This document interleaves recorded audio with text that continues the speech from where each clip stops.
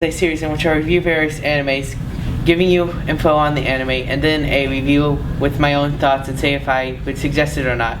Feel free to suggest anime in the comments. Warning, this contains some spoilers to the series concerning major plot points. Today we are reviewing Katekyo Hitman Reborn.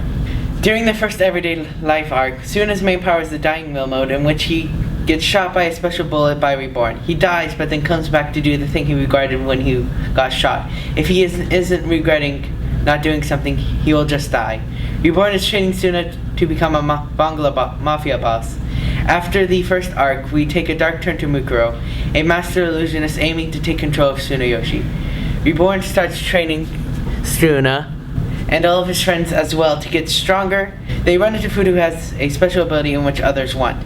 They protect Fuda until Mukuro kidnaps him. Suna, along with his friends, go to fight Mukuro and his allies. We then learn that Suna and his friends are his guardians and who those guardians are. We also learn that there are other candidates for a mafia boss and the guardians.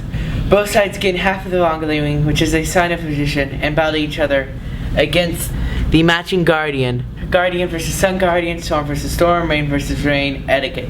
And whoever has the most at the end wins and can take up the role.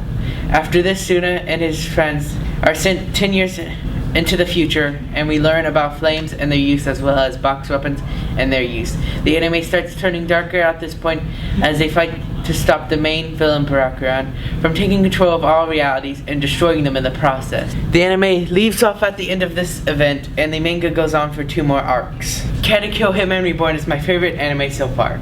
This anime has its flaws, but in my opinion is pretty good.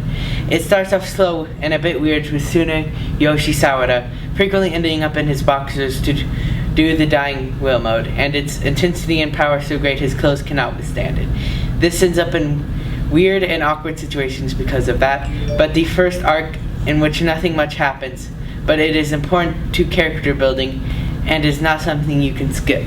It starts off happy but gets darker as it goes on, which can either be good or bad depending on the person.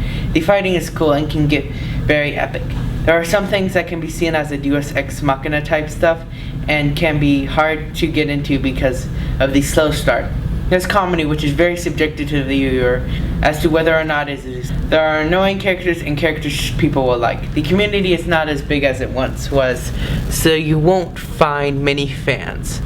The fan service is not that bad. It's there, but not much of it that is a concern. The fan service is not that bad. It's there, but not much of it if that is a concern one of you may have.